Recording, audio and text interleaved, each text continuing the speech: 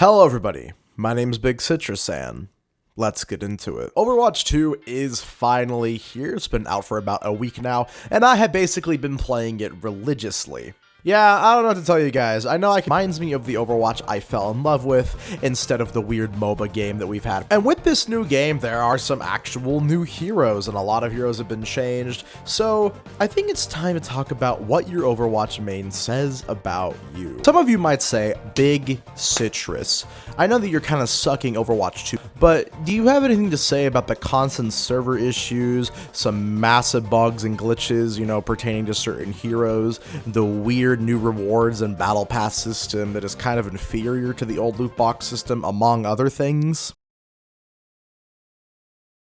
Anyways, I know I'll be getting a lot of new viewers with this, since this is Overwatch content, and I will explain how this works for everyone who's brand spanking new. So go and grab some popcorn and sit down and relax. I mean, actually, you can grab whatever you want. I don't know why people always say popcorn. And this is how it's gonna work. I am going to judge you. Yes, you listening right now. I'm talking directly to you, no one else. How you play Overwatch and what it says about you as a quote-unquote gamer and a quote-unquote person, because most Overwatch players don't count as people, myself included. Now remember, these are just stereotypes, and yes, stereotypes are not always true, but they do exist for a reason. The world could always use more heroes, they say, and this video is long because there's like too many fucking characters in this game. I'm gonna go incredibly in-depth as I can, and yeah, I'm not gonna waste any more time. If you actually want to support me, all I really would ask for is a subscribe or a like. I hope you're having a great day, and let's go.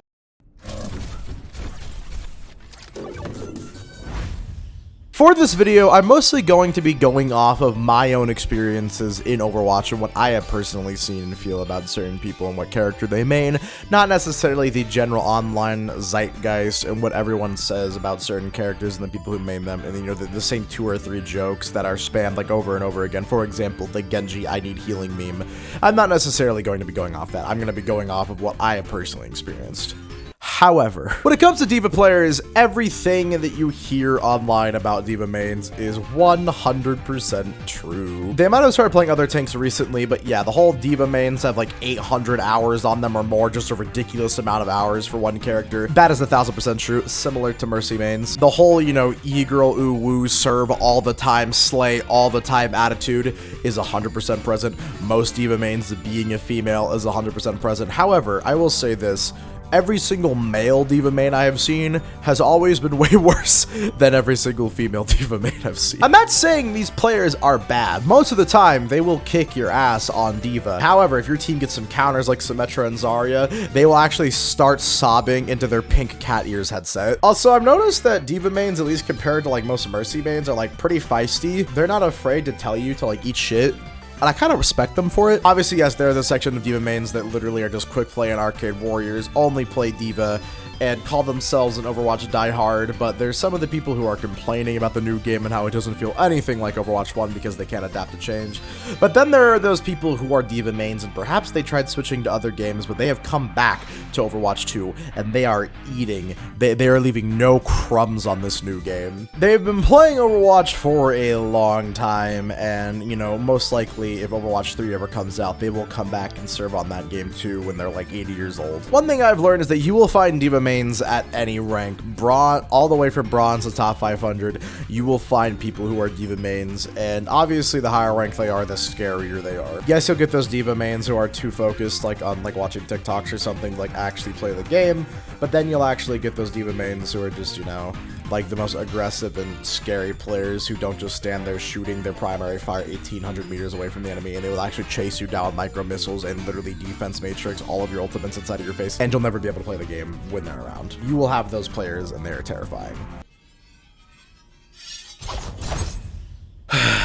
You know, it's been 6.5 years, so if I really wanted to, I could literally just say, Genjis are salty little sad men who will spam I need healing despite doing very bad. They always need healing, even if they are only missing 1 health. People still unironically make that joke, and it's like, Goddamn, Overwatch players, y'all do not have the best sense of humor. It's better than some other communities that spam the same joke over and over again, though, I guess. But in a similar way to D.Va, a decent amount of the stereotypes around Genji mains are typically true. You probably have an anime profile picture, anime background, anime body pillow, anime everything, anime foreskin. In reality, you like Overwatch, but what you like more than Overwatch is you like Genji. Similar to D.Va mains, you are incredibly prideful about the character you main. Even though Genji wasn't meta for like 3.5 years, you still probably played him during the final years of Overwatch 1 consistently and have no regrets about doing so. Now, because of the new DPS passive, Genji is actually good. But unlike most Overwatch players, you take everything seriously. Sure, yeah, you might play some quick play in arcade, but no, you are strictly a competitive gamer and everything is a fight to the death, an absolute war for you. You treat every single 1v1 in Overwatch 2 like it is your last.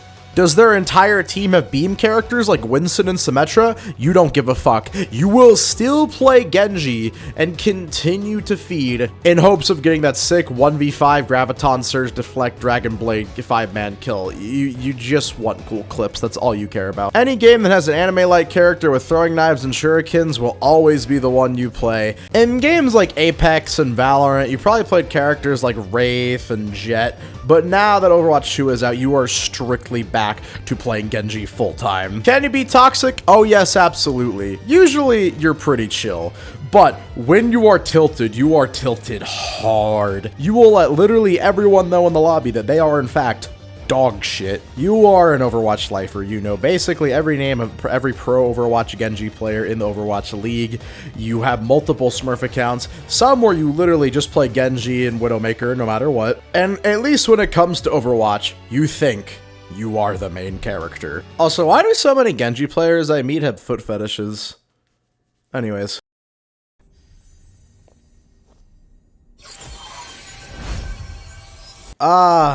Mercy main. Now, yes, a lot of what I said about D.Va mains does directly apply to Mercy mains, as they usually cross over. D.Va and Mercy are obviously the two most popular characters played by females in Overwatch, and Overwatch has actually a very large, prominent female fanbase. Now, if you had to peg me on which set of mains okay, you know what? I think I need to stop using the phrase if you had to peg me, because that word is a different meaning to most people now. If you had to ask me which group of mains do I dislike more, Mercy mains or D.Va mains, I would probably say D.Va mains, because they're usually pretty feisty and toxic. Most Mercy mains are only really like defensive, like they won't actively tell you to eat shit and die, but if you do insult their E-boy, or you do insult their healing stats, they will fucking kill you. If you talk shit about a Mercy's healing or her not pocketing someone, you are going to get pegged. Most Mercy mains, of course, follow the E-girl, ooh-woo, you know, fucking stereotype, this and that, you know, terminally online brain rot Overwatch player. And if you're a male Mercy main, you are either A,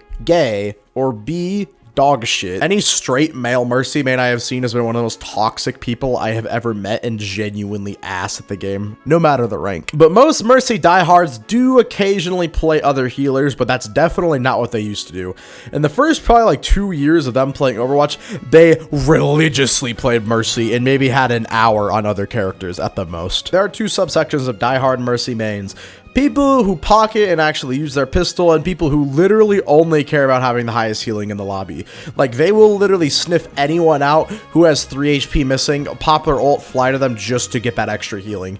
They are all about them stats, because no matter what, when the match ends, they can say, well, I had the most healing in the lobby on Mercy, so suck my balls. Which I guess is fair. Or there are those Mercies with their top 500 Smurf E-boy pocketing them religiously, and if said E-boy ever gets countered even once, they will question their life decisions. Most Mercy mains I mean are generally pretty sweet and nice, although like D.Va mains, they are secretly gremlins most of the time.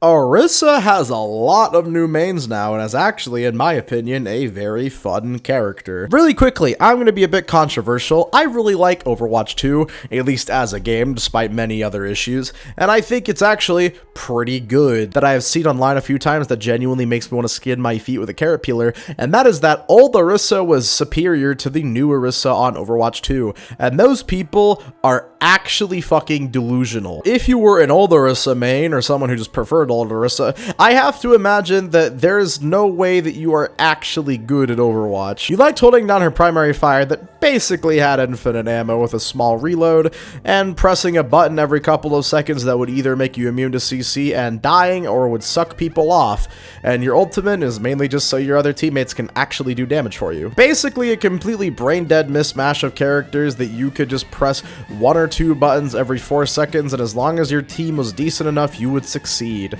and caused a really boring meta. Now ORISA is like the fucking Terminator. I am one of those people who has been playing a lot of Overwatch 2, and I have been having a lot of fun on ORISA specifically. People who are new ORISA mains probably never touched the character before, were only forced to play her in the double shield meta, or they just stopped playing Overwatch at that point entirely. They are a hyper-aggressive Uber player who is in love with the new, more aggressive version of Orisa, and landing a successful javelin on a squishy and pinning them up against a wall is genuinely one of the most satisfying things, and new Orisa mains understand this. This person probably got tired of playing tank on Overwatch 1, but now, with new Orisa and some other new tanks, has reinvigorated their love for being an unkillable raid boss. If there's someone who used to main Orisa and is now liking the new Overwatch 2 Orisa, you can guarantee that this person is actually probably pretty cool with the new changes and likes what they've done to this character that used to be their favorite, and they're probably one of the coolest people you were ever going to meet on this game. Also, there's a very high chance that Orisa mains literally just play her because they hate being CC'd. Even in this game, which has way less CC and stuns than Overwatch 1 did, they love being Orisa for the fact that, nope, you're not freezing me, you're not hooking me, you're not doing jack diddly fucking squat. I honestly respect them for it. This person is not going to have the best aim in the world, but you know, when you're Orisa, you don't really need to, and that's something that makes them happy. Also, maybe they like Orisa just because they can have the puppy emote and victory pose, which makes them very cool in my eyes as a fellow dog lover.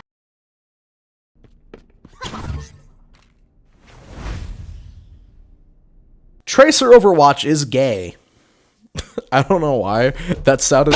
I just dropped my fucking phone on my dick. Okay, ow, ow. Like I was saying, I don't know, just saying Tracer Overwatch is gay sounded a lot funnier in my head. Anyways, there are 2 types of Tracer mains. The sweaty top 500 DPS player that has religiously been playing Overwatch since it came out and literally only knows how to play Tracer at this point anymore. Or the person who's just a completely casual Overwatch player and mostly likes Tracer for more of who she is and what she represents than actual gameplay reasons. Starting with the latter, I do know a lot of people who do main Tracer because, you know, she is gay. And she was one of the first major openly gay female characters that we have seen in gaming, and I know a lot of people who are stuck in 2016 are gonna call me an SJW or a beta cuck in the comments, but that was actually pretty important at the time and meant a lot to a lot of people. I still genuinely think that them adding Tracer and presenting her the way they did was actually pretty cool. And there are people who do just play Tracer solely for that reason, and I think those people are pretty cool. But then on the opposite spectrum, you have people who don't give a flying fuck about that. Tracer could have literally been an 18-legged bipedal octopus and they wouldn't care as long as she plays the way she does. And that is very fast and very annoying, much like the scout from TF2. They love tiptoeing around, getting in the support's backline, almost one-clipping them, getting hit by a CC ability or just some random ability that hits them for 120 damage, and then recalling and trying again. This person probably has 800 Cokes and Mountain Dews stacked up at the feet of their desk and they don't care. They have been playing Overwatch 2 religiously. There are not a lot of genuine Tracer mains, but if you see someone who's an actual honest-to-God Tracer main, I would be fucking terrified because this is usually one of the best players you are ever going to see. Also, Tracer mains are one of 2 ways. They're either incredibly good with their primary fire, really good at tracking targets, and having perfect blinks to dodge every ability, and then they are horrible with getting pulse bomb sticks, literally. Or it's the other way around. They are god tier with pulse bombs, getting sneaky big pulse bombs in, and they're kind of mid with the tracking and using blinks. I definitely fall into the second category. A lot of Tracer mains that have actually been maining her for a while, like most DPS mains, can get pretty fucking toxic, I will not lie. Or they're just gonna be the type to literally never join team chat and just be silent the whole match, even if they lose.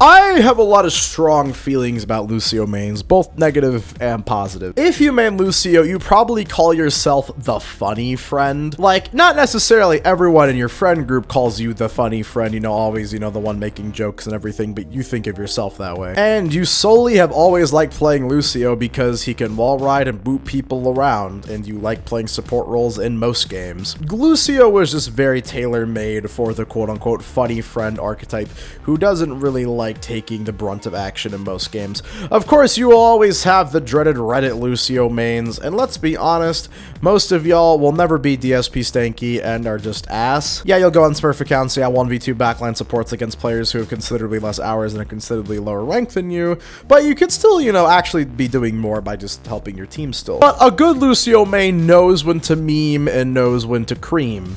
Healing onto his team is what I meant. You have to find a fine line with it, and honestly, I think most Lucio mains are still trying to find that line. Anytime there is a King of the Hill map that is booted up, you can guarantee they're picking Lucio, especially if they're heading to Lijiang Tower or Ilios. They are going to be looking for those sweet, sweet, sweet, sweet boops. There's someone who actually unironically plays the Lucio Surf custom game modes and probably knows every rollout spot from every spawn point on every map, and is a Overwatch lifer, but overall, more than that, is a big Overwatch memester. This is the type of person to literally bind their voice line key to like their mouse button so they can just spam it as much as they would like. And yeah, most Lucio mains and voice chat are pretty chill, and they think they're a lot funnier than they are, but yeah, most of you guys are actually pretty funny compared to most Overwatch players. A Lucio main could literally do the dumbest fucking thing, like full speed boost into a Lucio main could literally do the dumbest fucking thing, like full speed boost into an ulting Reaper and go for sound barrier and die in the middle of the ult, and literally when people confront him about it, they will just either spam a voice line or just says oops. And honestly, I respect Lucio mains for that behavior. There are obviously Lucio mains who just main him because, you know, in order to heal you just exist. By the way, if you're a Lucio main who only has it on healing 100% of the match, I hate you. I just want to put that out there. But most Lucio mains are usually pretty decent. Never the best Overwatch players, but someone you'll usually want on your team.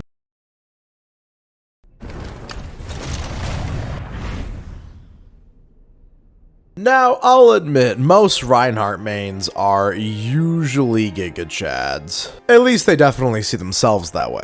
This is the person who identifies the most with the character they play in Overwatch. This is the person that they themselves identifies with their main in Overwatch the most, like they are Reinhardt in their head. They're a very headstrong, combative, but also a very loyal person, and likes to think of themselves as a leader of some sorts. Always the one calming in VC, trying to get their team to like actually communicate and work together, you know, the goal of the game. They are rather unfazed by the changes to Reinhardt in this game, as they already have 800 hours on him. They're used to having to adapt to different metas as far back as Overwatch 1, with it changing every few months. They don't care that Reinhardt's not as strong on this game. They mostly care about the fact that, you know, they can still play Reinhardt. Like, that's really all that matters to them. This person might have started out playing Reinhardt on Overwatch 1 because, you know, he was the big, cool, German, strong, old man badass that said quirky things about David Hasselhoff and had a giant shield and could shoot fire. They were a younger man then, but now in Overwatch 2 consider themselves a seasoned vet. This is a person who loves to play competitively, but more or less just loves Overwatch. No matter what their rank is, they are just going to be someone who is happy to be playing Overwatch, even when they get tilted. They do know how to play smart, but will still go for flank earth shatters and huge charges off the map. And if you ever ask them to swap Reinhardt, they might do it, but secretly will want to kill you for making them swap off their favorite character. I feel like no one ever talks about how die-hard Rein mains are. Like, they truly love this man and this character and will genuinely choose to play him over literally everyone else. And they're almost as committed as Diva and Mercy mains are to their one true beloved Reinhardt. Also, they love quoting his voice lines because, obviously, Reinhardt mains, I love you, never change.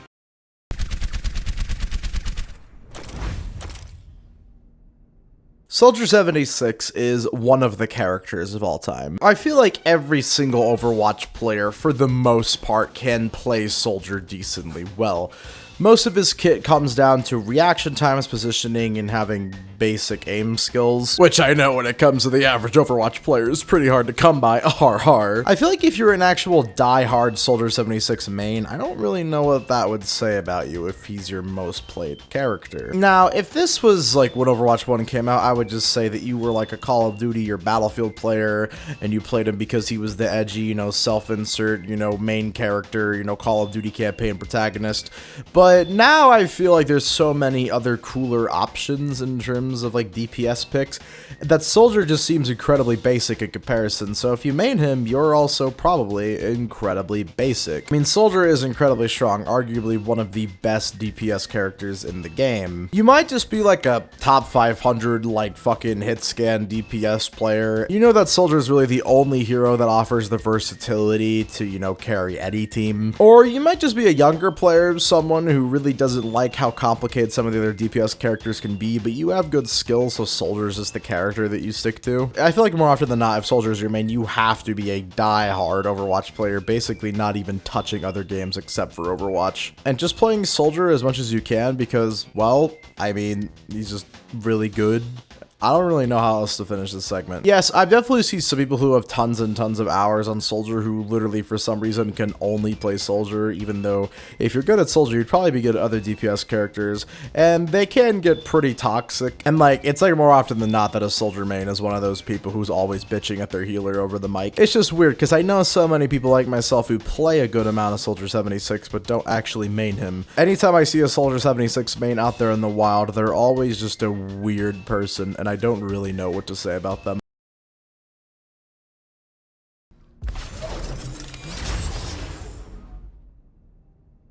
You know, it feels like I see more and more MOIRA mains with every single passing day. Now, this section might not come off as very nice because I have gone on record multiple times on my channel saying that MOIRA is my least favorite character in all of Overwatch, and by like a decent margin too. I really like her as a concept. I really like that she was the first Irish character in Overwatch. It really feels like she's the main villain of Talon now. You know, just this evil scientist experimenting on everyone, doesn't really have any sort of sympathy at all of having a vampirism type healer inside of Overwatch. But in practice, MOIRA just really doesn't feel like she belongs in this game and genuinely makes it worse. As someone who is a unapologetic MOIRA main, like MOIRA is legit the only character they legit play. It is their favorite. Legit just has to be someone who doesn't have a lot of mechanical skill. Now I know that's gonna come off as me bullying and someone's gonna type their, you know, 18-page essay in the comments about how MOIRA actually is one of the most complex heroes in Overwatch and people who just think she's easy are actually bad at the character, blah blah blah. MOIRA is pretty good, and I guess that's another reason that she upsets me and why a lot of people play her, but you can actually get a lot of value out of other healers if you were just, you know, more mechanically skilled and better at the game. So when I see someone who has a million hours on MOIRA, I can only assume one thing. This is going to be someone with no positioning and no mechanical aim skill. And every single time I am proven correct by this. I feel like they must just sympathize with MOIRA as a character, like, you know, just having no sympathy for the people around them that they hurt, because, like, you know, if you play MOIRA, you clearly are just an evil fucker. It does legitimately get to the point where I feel like most people who main MOIRA have to know how bad they are, but they just don't care. MOIRA is all that they know. Also, for some reason, out of all the healer mains, I've noticed that MOIRA mains usually get the most toxic.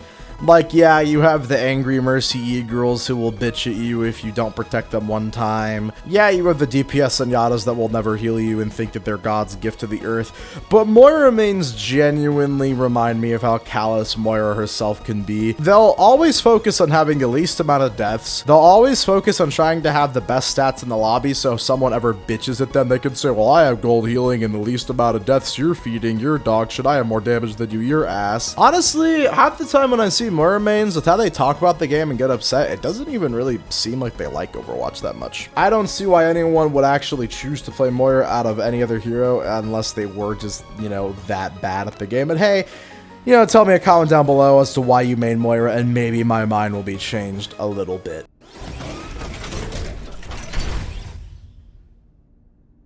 Bastion mains remind me a lot of Lucio mains. I feel like they usually cross over a decent amount.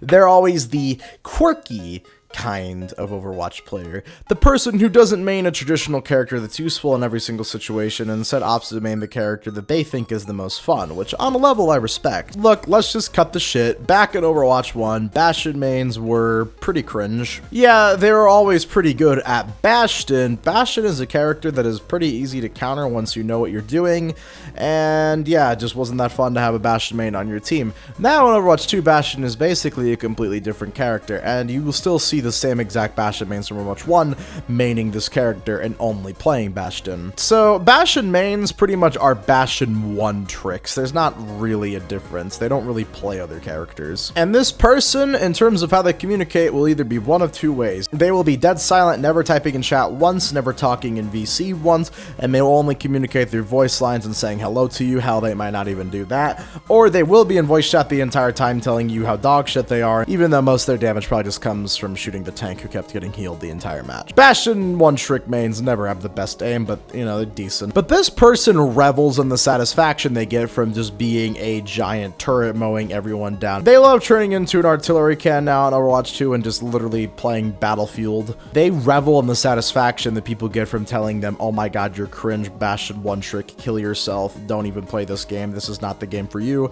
Basically just people screaming at them the whole time, like they revel in the anger from other people. All Bastion mains, even if they're not that good, see themselves as good when they're on Bastion. They see themselves as the best player in the lobby. I'm not gonna say that I love Bastion mains, but I do get Bastion mains.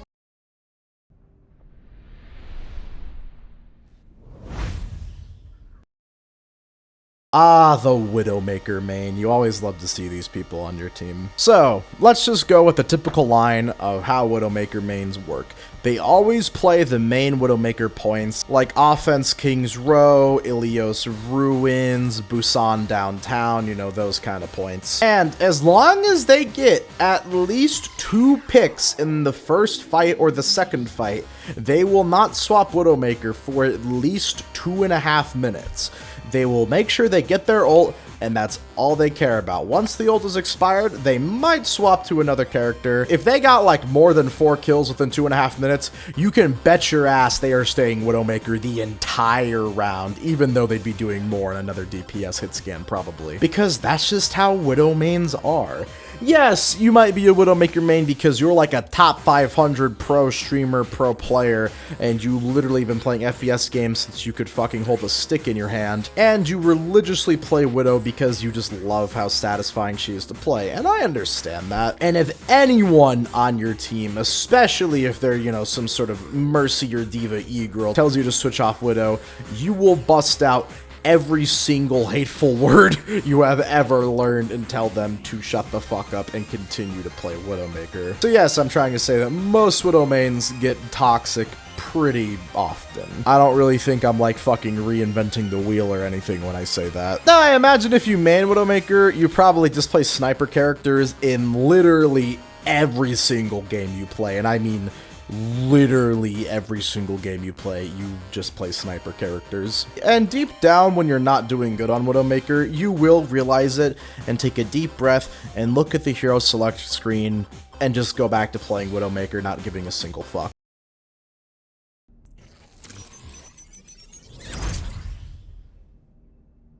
I feel like Sombra mains are also very similar to Widowmaker and Bastion mains. Like, you kind of have to know that you're a little shit. You love stealth characters in basically every game you've ever played. Any character that can go invisible and has a high skill ceiling is usually a character that you will like to play. If you were a Sombra main in Overwatch 1, you are definitely a Sombra main in Overwatch 2, because I feel like, honestly, she is way more fun to play now. I'm not gonna lie, Sombra is definitely one of my, like, 3 favorite characters and one of my 3 most played characters in all of Overwatch. I genuinely do love her, so I might be a bit biased when I say I feel like anytime I see someone who's a genuine Sombra main, they are always the terrorizer of that match. The enemy team hates playing against them, and sometimes your own team will even hate playing with you because, you know, It takes a lot of coordination to get a lot of value out of Sombra, so if your team's not very coordinated, then you're gonna struggle. A genuine Syra main loves to go invisible, spamming voice lines when they're behind their enemies just to toy with them, just to make their blood boil,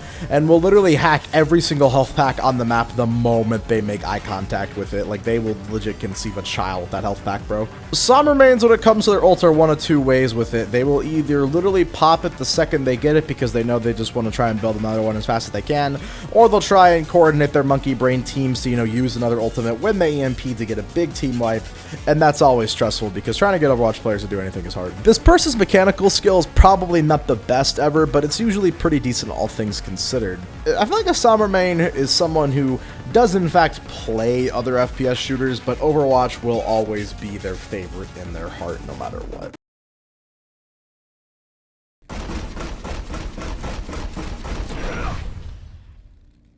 TORBJORN mains are another in a group of, I main this character, I am different, I am so funny, I am so quirky, like Bastion main. We'll never see someone who is a genuine TORBJORN main that probably just isn't a TORBJORN one-trick. And I know a lot of one-tricks hate the word one-trick, but that's what it is, you're a one-trick pony. You're only good at that character, and I guess that's the only reason you play that character. TORBJORN one-tricks were like the original one-tricks back in the early days of Overwatch. So if you see someone who's a one-trick TORBJORN main, I feel like they have to be a genuine day one player. Now I know there's probably like 2 people in the comment sections who are like, well, I don't one-trick TORBJORN, he's just my most played character.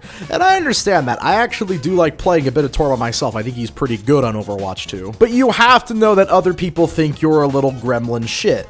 Like you probably are. It might just be that this person just plays the turret builder class in literally every game that they play, and honestly, I think that has to literally be the only reason you would genuinely main TORBJORN, is you just play the turret class or the builder class in basically every game you play. Check the engineer from TF2, check some character from I've never played League of Legends. I have sex with women. Now, here's the thing. I said TORBJORN is pretty good in Overwatch 2, and I think he's overall strong pick on a lot of maps, but he's situational, which is how TORBJORN should always be. A turret who's a little gnome motherfucker should be a situational character who in the right circumstances is very strong, but not always strong. TORBJORN mains look at this argument and say, nah, fuck that bullshit. I'm gonna play TORBJORN literally the whole time. They love going for hammer kills, and anytime they get a cheeky hammer kill, we'll type it in chat just to make you mad. Because it was probably a situation where you would have died to literally any attack anyways, but they specifically went for the hammer kill, and they typed it in chat just to piss you off, just like a little smiley face or something, or just type LOL in all lowercase,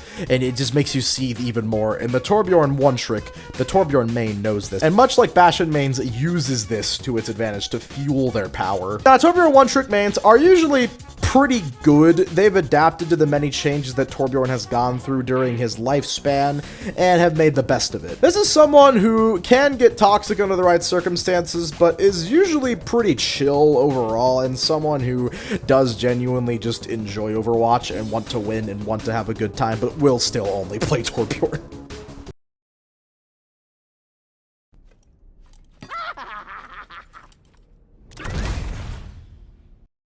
And it's time to cover basically everyone's least favorite DPS character, JUNKRAT. When this game first came out, I actually probably was a JUNKRAT main.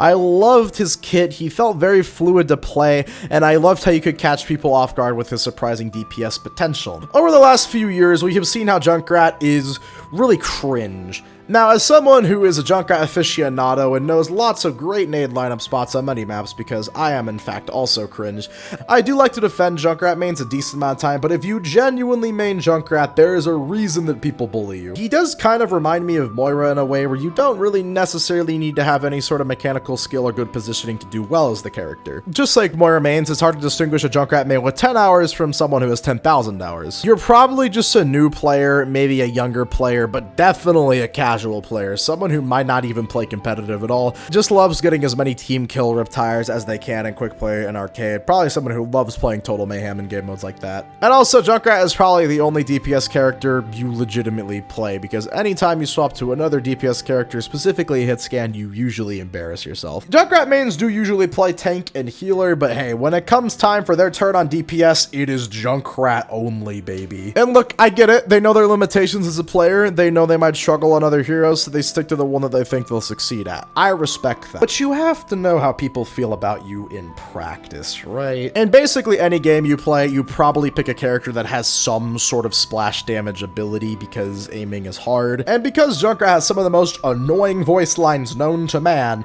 you will have them equipped to your hotkey and just spam voice lines anytime you get a big Riptire kill and always have an annoying emote ready to boot along with it. You are just the definition of cancer. But hey, Junkrat is a character who doesn't really seem like he minds cancer, and perhaps that's why you love Junkrat.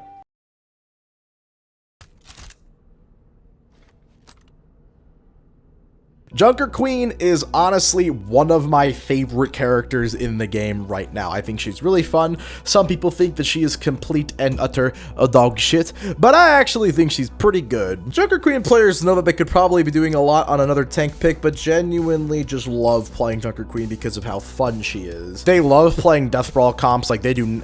This person does not like playing slow or passively at all. They'll be a smart player, but someone who absolutely just loves to go in every fight as much as they can and try and see if they can 1v5 the enemy team as a tank, and oftentimes they succeed. This person is another one of those no in-betweeners. Either will be silent, never go into VC, never calm the whole time, not say a word before the match ends, win or lose, or there'll be someone in chat the whole time actually trying to communicate with the team and lead them to a victory. Also possible this person has a Dami Mommy fetish. Also possible this person just has a huge Dami Mommy fetish, because I mean, look at Junker Queen, like what the hell? But basically, no matter what character this person plays besides Junker Queen, they're always going to be playing them in a very aggressive manner and in a very aggressive style. Even when someone tells them, hey, we need a shield, they might swap, but deep down they know that they would rather be playing Junker Queen and having an absolute blast on her.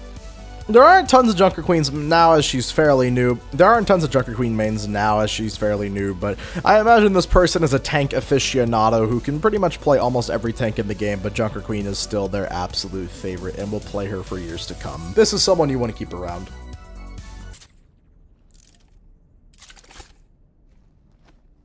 SOUJORN, the new DPS on the roster, is mained by toxic hit-scan tryhards and newbies alike. Obviously, she's just mained by a lot of new characters because she is a cool military woman, also because she has a nice ass legs.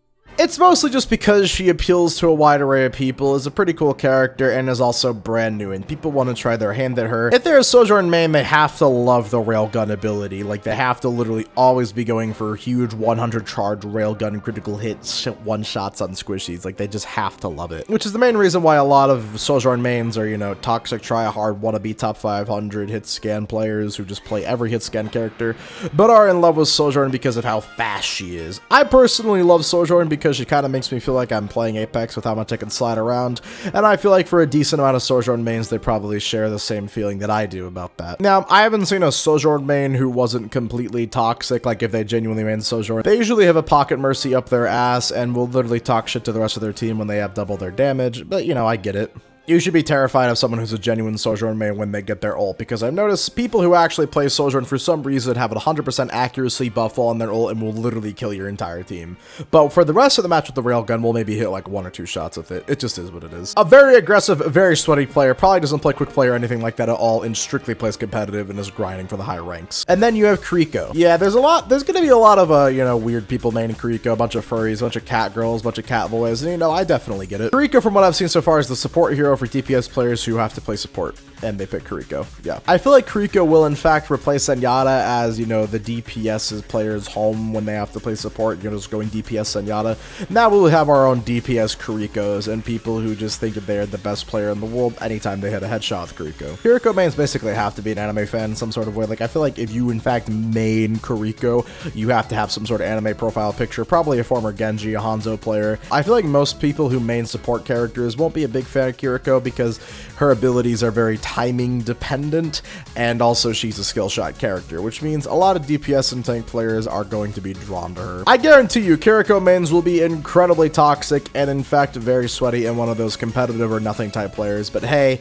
we'll see. I'm guessing my version is right though.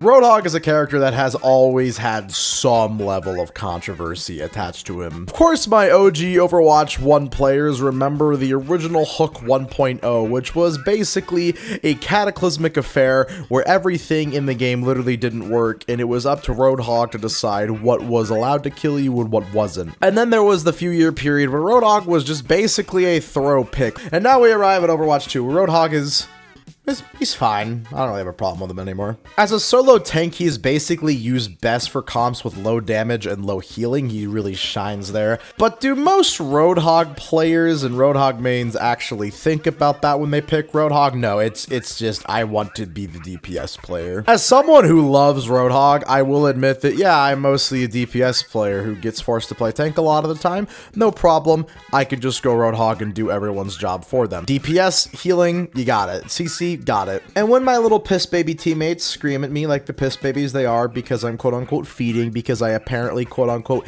healed in front of the entire enemy team and gave them 40% of their ultimates each, I just continue to keep playing Roadhog. Well, because fuck it. I've always seen two types of Roadhog mains. People who just play Roadhog because they really don't give a shit, and those people are usually not very good at Roadhog. And people who just main Roadhog because no matter what elo they're stuck at, they know that they can do more as Hog than their DPS players, and just try and carry as hard as they can. And they will always be going hard as fuck. These are the kind of people that you will never ever get them to swap once they select their main character, and they literally think they are the main character. And if they ever have counters on the enemy team, they do not give a shit. They might play Hog a little differently given on what characters they have. Ana, cough, cough, Ana, cough, cough. But for the most part, we'll just be flanking, never really communicating in text chat and VC, and we'll somehow have the most damage on the team every single time by the time the match ends. When you find a genuine Roadhog main out there in the wild, you are in for a really fucking interesting match, good or bad.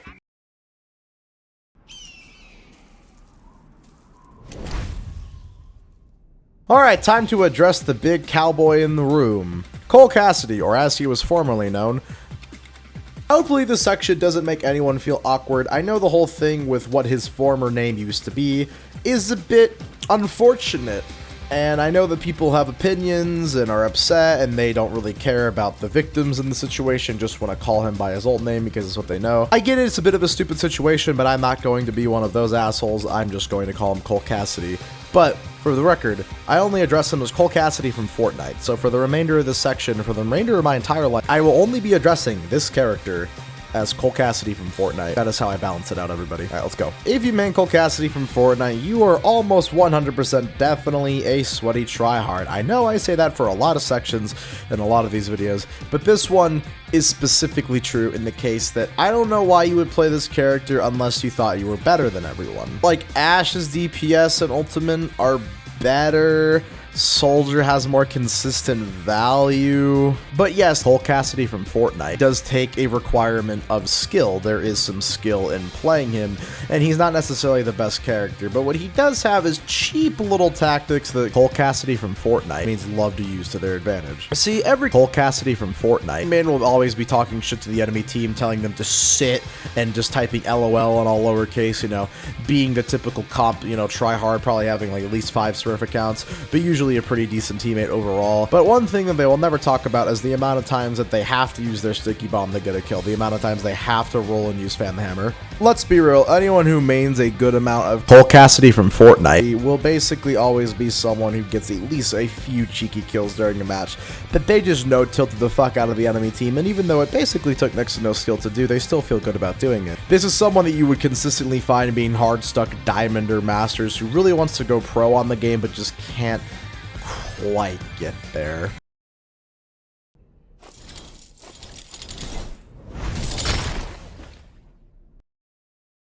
Brigitte, the character that people will accuse of killing Overwatch in the first place, which I disagree with. I'm not gonna lie, when Brigitte was first added, yes, she was a metric fuck ton of problems. She should have never put in the game the way she was, and was probably the most broken character besides Season 4 Bastion to ever have been introduced into Overwatch. But here's the thing. A lot of people do lump in Brigitte with Roadhog as one of those characters where it's like, well, my DPS or my tanks aren't doing their job, time for me to be the tank and DPS. It gets to the point where people really seem like they just want to play Brigitte because of those reasons, but I don't really think that's true, at least on Overwatch 2. Brigitte is definitely a character that I love to play for those reasons, but I mostly love to play her because, yeah, there's just so much you can do as this character. Yes, the infinite shield bash stun is gone, but most Brigitte mains didn't really need that to be overpowered in the first place. What they just needed is a Reinhardt-like mindset and a big pair of grapefruit-sized testicles. Every single Brigitte main I know is at least very good at that character. They might not be very good at every character in the game, or even half of them, but they are very good at Brigitte and will always have the most healing and damage out of every support in the lobby. Also, sometimes more damage blocked than their tank, which is funny. Brigitte mains are usually pretty chill. Yes, I've seen toxic Brigitte mains. I can be a little toxic myself on her, but for the most part, this is just someone who just plays Overwatch to have a good time, competitive or unranked, and will always just be someone who only plays Brigitte when it is necessary because they only want to have to bring up the evil if they have to, which happens to be a lot of the time. But this person will always be trying to communicate with the team, doing a good job, and always be looking out for their other support. But there are those moments where every Brigitte main remembers how strong she used to be, and they just get really quiet and focused, and just charge into the enemy team's backline, killing the support and causing more healing than anyone could ever imagine, and basically being an unstoppable force. Also, I noticed most Brig mains are one of two ways about her ultimate. It is either A, they will pop it preemptively before a fight to build up the temporary health as a good way to counter the enemy team's next push, or they will just use it as the, oh shit, I need to do more healing right now button.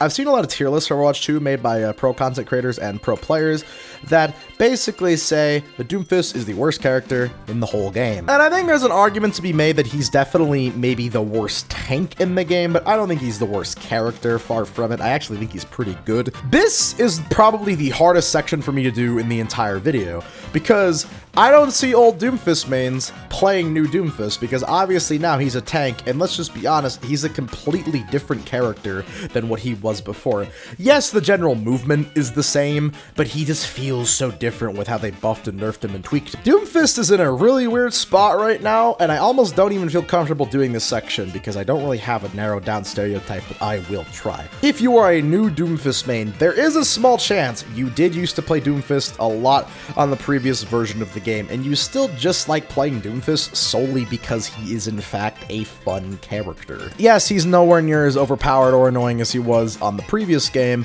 but now he does genuinely feel like what he was always supposed to be when we first saw that trailer all the way back. Doomfist punch now doesn't really seem like it could take down a skyscraper, more or less a small lemonade stand. But hey, he's still fun, so old Doomfist mains are probably crying in the corner, but they're still just playing Doomfist now because hey, you can still punch and jump around and smack people. It's still fun. But if you're someone who never really played too much Doomfist on the previous game and is now just getting really into Doomfist on this game, I don't really even know what you are. You're probably just someone who hates playing main tank and doesn't really care about the team, but you love being a backline DPS player. I imagine Doomfist will see a lot more practical applications as people learn what the strongest dive comp actually is for Overwatch 2 and what maps it's good on.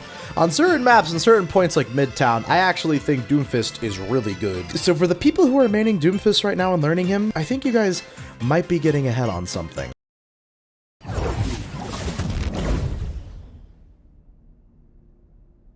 Echo, my personal favorite DPS in the game. So yes, this section might come off as a little biased, I'm not going to lie. Echo is just a character that I generally do not see that often, and I just don't really see main by anyone. But for the few actual genuine Echo mains, this player is scary as shit. They'll actually be good at working with the team, calling out things as much as they can, and when it comes time for their ultimate, boy, you better be scared because you know this person literally is good at every role in the game and will absolutely slap your shit silly. Again, I know, it's gonna sound like I'm biased. However, I just think that most Echo players specifically play her because of that ultimate value and how much you're able to get out of it by basically being able to play a decent amount of every single role in the game and being good at it as well. This is someone who probably mained a former dive character like Genji or Tracer or Reaper or even PHARAH and just loves the verticality that this character offers while being able to be a pick machine. Do they really care too much about Overwatch or the lore? Yeah, a little bit. They might be a fan of Echo's personality and how when she ults, she kind of mocks the other characters. But for the most part, because of how hard Echo is, you basically have to just be a sweat lord when you play her. Like, I'm not gonna lie. Anytime I'm playing Echo, I have to be trying. You have to be trying hard on this character. She is very difficult. And Echo mains know this and are always going to be bringing their A game on this character 100% of the times just to make Echo look better than she is. I think it's just maybe because I'm low diamond at the moment. I'm guessing there's a lot more Echo mains at top 500 and around that rank. So I'm guessing if you're a genuine Echo main, you have to be pretty fucking good at this game. Like, you're never going to see this character at silver or below. And if anyone's maining Echo in silver or below, man, I salute you.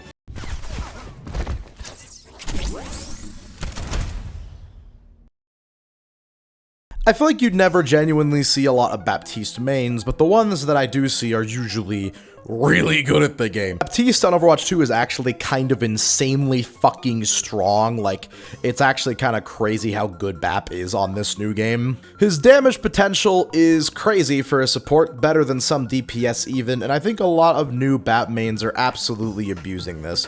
I have seen some crazy stats for some crazy Bap mains in these new lobbies. Like, you guys are different. But what does it actually say about you if you main Baptiste? Well, it probably means that you are the definition of an actual good support player and an actual good DPS player hybrid.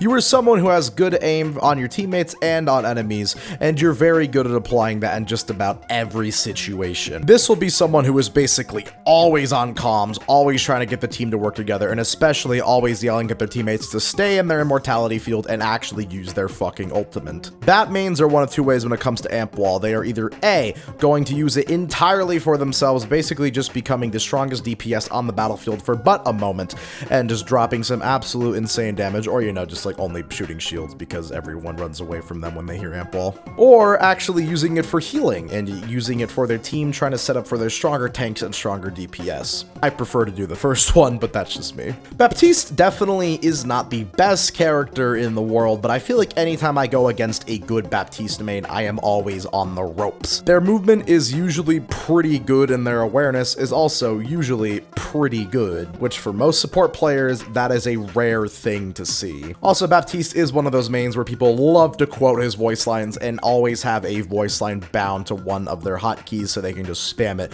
whenever they like.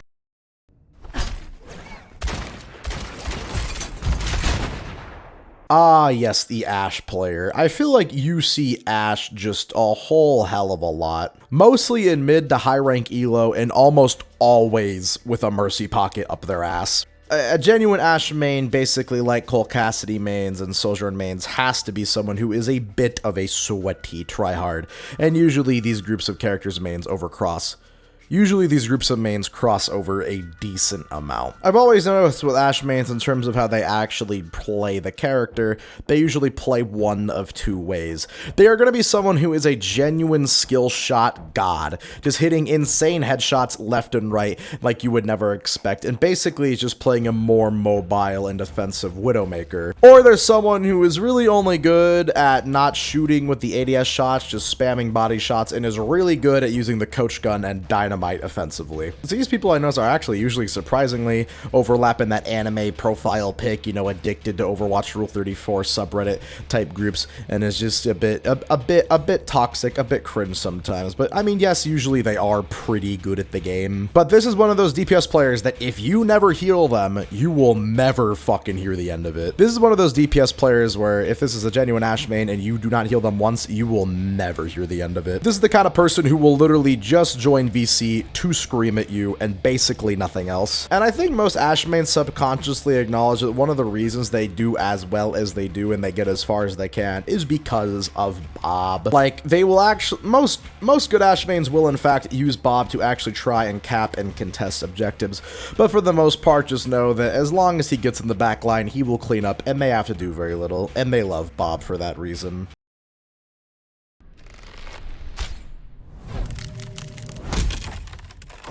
Ah, the HANZO main. Yes, obviously I could just say this is another toxic DPS player main, and honestly, I really don't think I would be too off in that regard. Like, I feel like that's pretty accurate. Obviously, Hanzo and Genji mains overlap a decent amount of the time. Like, I don't think anyone's really going to be surprised that I'm saying that. I realize that people have a weird attitude toward Hanzo mains and the character itself. They either think that Hanzo is a character that takes insane amounts of skill and is only played by the best and the biggest cock DPS players, or is just a character that is a spam character like Junkrat and basically takes next to no skill, and honestly, all you need to have is decent positioning and some luck to get far with the character. I fall into the latter category. I genuinely hate playing against Hanzo. But I will acknowledge that most Hanzo players are usually, yeah, pretty decent at the very least, but you will see some genuine trash-ass Hanzo players who cannot aim for literal shit and just get lucky with Storm Arrow. And anytime that they in fact get any kills, they will act like the best player in the world. If anyone calls them out on playing Hanzo, they will just say, "Cope, see that you're mad cause bad," that kind of thing. If this person ever has like a Zarya or an Orisa on their team, they will literally lecture them to hold their ult for them for 5 hours. If they don't have Dragon Strike, whatever, you shouldn't use the ult, and they gotta combo it because they really want that cool 5-man play in the game. This person basically has to think that, at least in the Overwatch lobby, they are the main character, and that they want to be Hanzo, you know, they want to be this cool tattooed dude with their hair in a bun, and they genuinely think that they are the best person in the lobby, despite their stats at all times. And yeah, sometimes they are absolutely insane and an absolute demon. And other times, they're just trash. This is someone who will probably only use text chat, but if they talk to you on voice, it is either to actually be a good teammate, trying to call things out and win the game because they are very competitive, or to call you every slur in the book. It's the funny thing with getting a Hanzo main on your team, is that sometimes you'll just never know.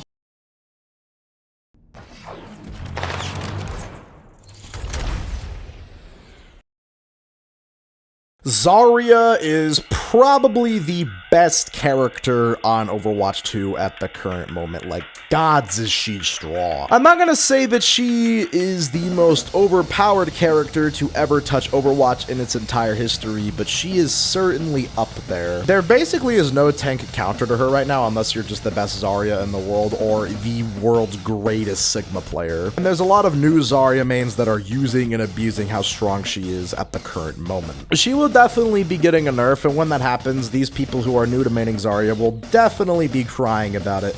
But what about the old Zarya mains, the people who have been here since the beginning, the people who used to love duoing with Reinhardts and just getting huge tank value? Those people are definitely not having nearly as much fun in Overwatch 2, but they are still in Overwatch diehard and are still playing the game. If this person has been maining Zarya since the beginning, they're probably a pretty good player and absolutely a Giga Chad that you want to have on your team, similar to Reinhardt mains. This person will deadlift your team, always be in comms, always giving out some good callouts, maybe a bit toxic if the team starts losing a little hard, but as someone who is an Overwatch diehard and a genuine skilled player who will always have the team's best interest at heart, this is someone you will always want on your team. But like I said, there's a lot of new Overwatch 2 Zarya mains who are kind of just DPS players who just want to play tank, play the new tanks, and they're kind of just abusing how strong she is at the current moment, and will always have the most damage in the lobby, but can be a bit of a dick. In terms of using bubbles, there's obviously two types of Zarya mains. People who only use their 2 bubbles on themselves at all times. They literally just want to have the highest charge at all times. Literally, they do not give a single fuck about their teammates and just want to bubble themselves. Or the people who actually bubble their dive characters or the supports who are getting dived. And those people are the best. Like, yes, playing DPS Zarya and killing everything is cool, but actually protecting your team will get you farther. But like I said, most newer Zarya mains don't really give a shit, and they're just here for the free SR.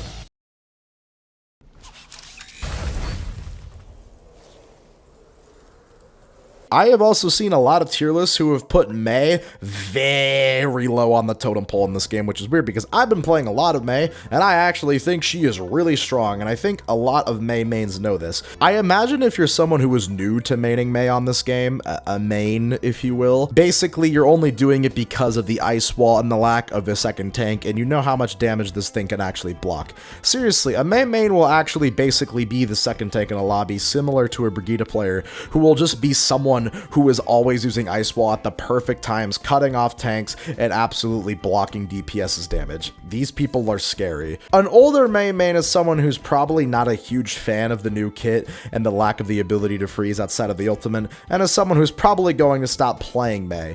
But if you see a genuine main on this game, for the 4 of them that still exist, this person will have the most insane icicle shots you have ever seen in your entire fucking life. You might be thinking in your head, oh, I'll go Pharah or Echo, that Mei's not going to be able to snipe me out of the sky. Nope, you are absolutely wrong, and you are absolutely going to get shitted on. A lot of people have the image in their head that someone who would main Mei is basically the devil, and you know what? You're kind of right. Like, in order to genuinely play this character most of the time, you need to be someone who's a bit of a scumfuck rat bastard, and you have to know this, but use it to your advantage. Even though permafreeze from your primary fire is gone, you can still slow down people and do a decent amount of damage now. And honestly, maybe I shouldn't even be telling people how good Mei is on this new game. Seriously, pick her up and try her, because I have a feeling that a lot of Mei mains who are having a great time right now playing her kind of want to keep it under the radar and keep gaining their free SR and just having a great time. Also, they probably would genuinely have like a Mei body pillow or something like that, or want to be Mei's body pillow.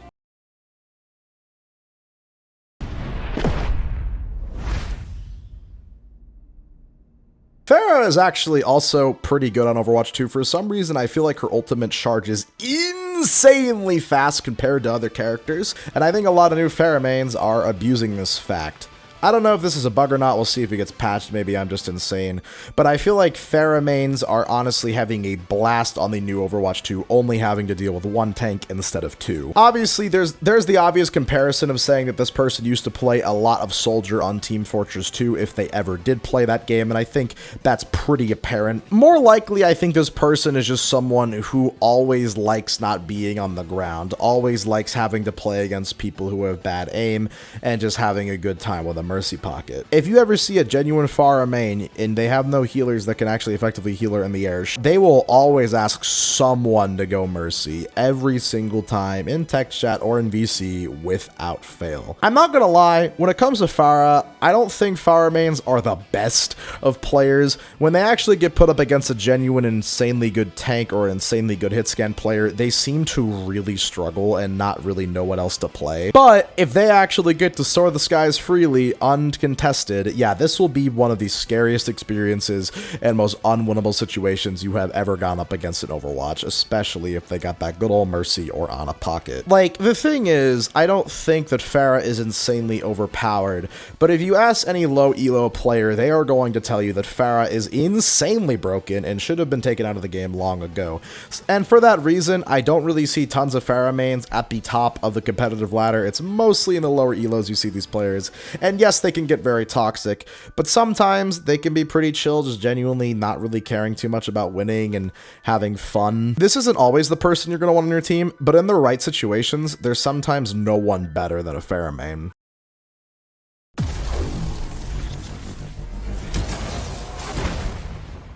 Sigma is genuinely, in my opinion, one of the coolest characters in all of Overwatch. There are a few characters mains that I would call just Giga Chads off the rips, and yeah, most of them are tank mains, like Rein, Zarya, or a character we will get to later. But genuinely, Sigma mains are some of the coolest people you will ever meet on Overwatch, and they're usually pretty damn good to boot. They might not be good at every character in Overwatch, but they will be damn fucking good at Sigma. You won't usually find many Sigma players at the lowest of ranks, but from plat to top 500 you will see an abundance of just god tier Sigma mains despite the skill gap.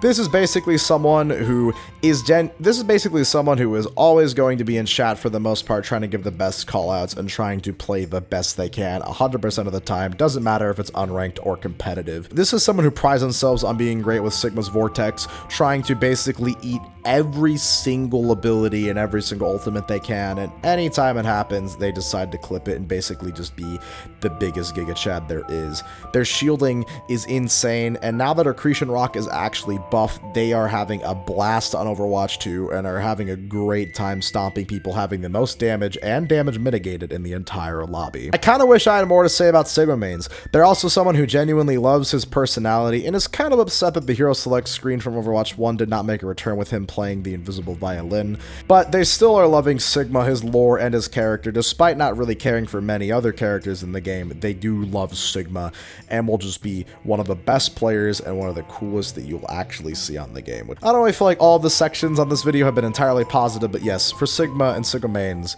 y'all are the best. Keep being the best.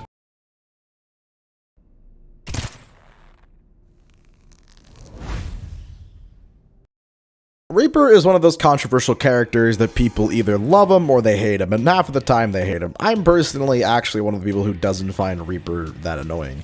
Yes, he's basically just a shotgun character, which means all you need to do is get close enough to someone. You basically blast out every organ out of every orifice in their body and be having a great time tilting people. I feel like Reaper players are someone that at least kind of have to sympathize with the character themselves. Like, I don't usually like saying, oh, this person plays an edgy character, this person's pretty edgy and thinks they're Shadow the Hedgehog.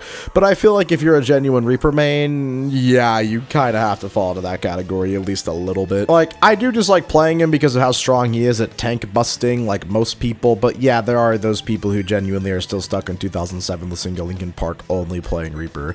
It's a pretty generic stereotype, but yeah, it does in fact exist. Also, I just noticed that Reaper mains are one of two ways with their ultimate. It's either only 3 or 4 man or 5 man kills, or literally they just get shut down by every single CC ability that currently exists in the game every single time they go to ult, whether it was their fault or not. Also, Reaper mains like either always use Shadow Step or just literally never use it. Like, yeah, every Reaper main is going to use Wraith mode. It's one of the best abilities of the entire game, but I for some reason just do not see people really being in love with a Shadow Step. I don't know why they're not. It's such a good ability. Reaper mains who actually use Shadow Step are going to be insanely deadly and absolutely fuck your shit up. This is another one of those silent the whole match, literally never saying a word, or someone is going to be very active in VC and in team chat, whether they're tilted or not. They won't really talk too much shit, but the second someone calls them cringe for playing Reaper, all bets are off. They are going to literally become one of the most toxic people you've ever seen, when it might be rightly justified. I think a bit this person can be a bit subconscious because Reaper is not the hardest character in the game, but they struggle on other hit scan characters sometimes, so they just decide to play Reaper because, this is Zarya on the enemy team or a Roadhog that needs to die. There's not a lot of Reaper mains, but you will find them from every rank, which is unique. From bronze to top 500, you will always see someone being as edgy as they can be on Reaper.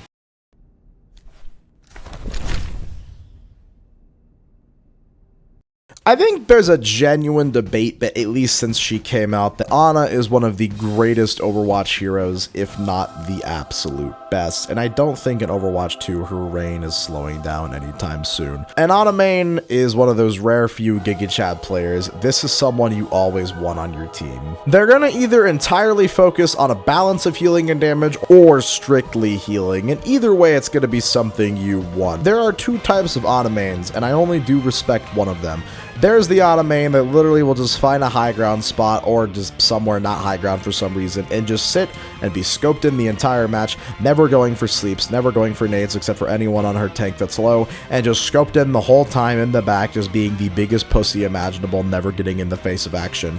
Or there are those rare few GigaChad Ana mains who will literally be up there with their tank fighting, no scoping people, getting some chip damage in, and just hitting the craziest anti-nades and sleeps you've ever seen in your entire life. The latter of these people are probably the best Overwatch players you have ever seen and have to have insane skill reaction times and game sense. We have all been up against that crazy good Ana main who just seems like they're the best player in the world and the match seems completely unwinnable. Their teammate will literally be 10 health in the heat of a 1v5, but there'll always be somewhere keeping them up, and it is just one of the hardest things to do.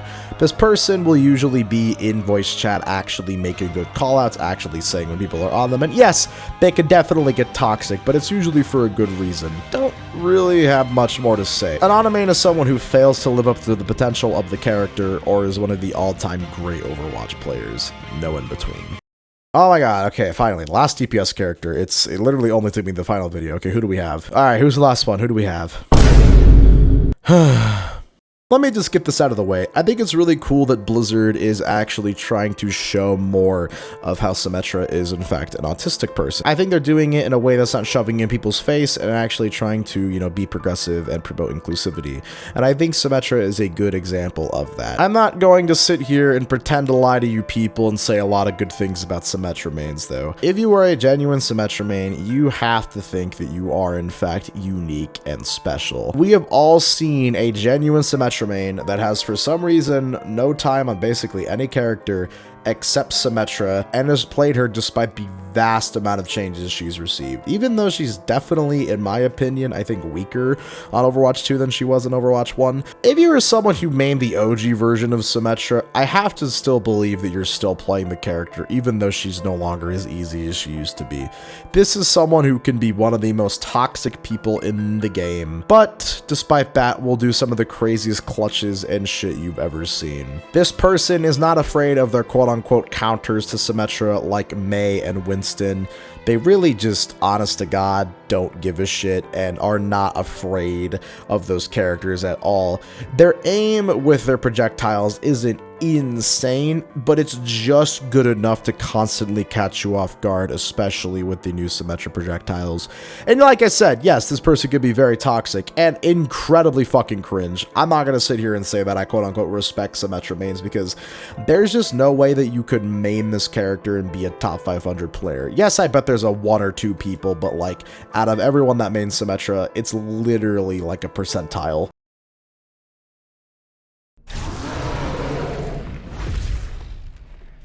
And then here we have arrived at Winston main. Winston mains are another one of those tank mains that people kind of just play because they're new to the game sometimes, like, and they're like a little kid and they just like the monkey that electrocutes people. I do see a decent amount of people play Winston for literally that specific reason alone, but sometimes you get the Winston main. You know, the guy who exclusively plays Winston and always has the highest damage and damage blocked in the lobby, and doesn't care if there's a Reaper on the enemy team or a Roadhog. They literally don't give a fucking fuck, and will always just be the most aggressive but also the smartest player in the lobby. I do notice, despite the fact that they are the tank player, Winston mains don't really like communicating too much, or they will be literally talking down your ear the entire match, telling you who to jump, when, and where, and literally giving their home address and zip code to you every single time they are on the enemy support's backline.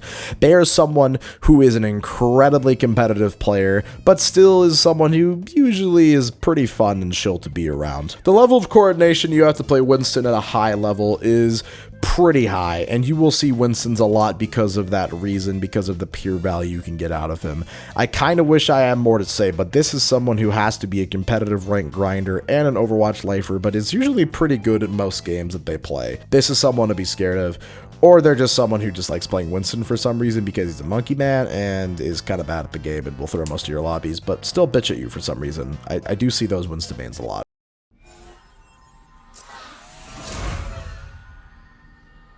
And on to our final support, we have ZENYATTA. ZENYATTA mains are weird. You don't really see too many of them, but you see just enough of them to where it feels like ZENYATTA mains are more of a vocal minority than anything, because they talk about how much they love ZENYATTA. I feel like if you main ZENYATTA, you kind of have to be someone who likes robots or monk-like characters in most games you play, and you've been playing him basically non-stop, even when he's been meta, even when he's not been meta, since you fell in love with Overwatch. But I've noticed there's not a lot of ZENYATTA mains who are Overwatch lifers. They usually do move on to other games and play other games pretty frequently. This is someone who, yet again, is either going to be silent the whole match or is going to be calming in your ear the whole match. And let me just be very clear. I said calming in your ear, not, you know what the fuck I'm trying to say. I think this is one of the few characters that their mains really do depend on what rank they are. Is this person an unranked and arcade grinder? They're probably not very good at the game and just like playing ZENYATTA because, well, they can do damage as a support and they like that. If you see someone who's a higher ranked ZENYATTA player, this person is going to have some of the most insane skill shots you've ever seen, spamming you down sight lines and just having the most insane discord orbs and timing you've ever seen, and they will literally only pop trans at the perfect time to perfectly negate your ultimate. I do like these people. I think they're usually pretty good at the game, but like I said, the lower the rank the ZENYATTA main, the more you should be upset, because I feel like it's just one of those characters where you have to have good positioning, you have to have good awareness and aim.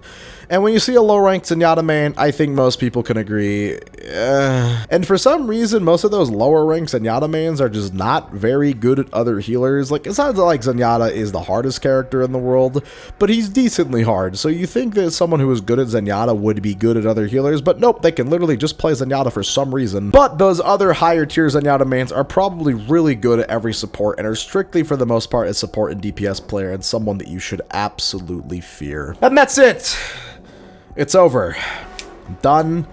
I don't have to talk I dropped my wallet. Oh shit, it says here that I forgot a character. For a character whose mains are simply superior to everyone in every way, always being the smartest in the lobby, always being the strongest, I figured I would do something a little special for the Wrecking Ball mains out there. Hopefully, you enjoy. This is happening. Vocabulary found.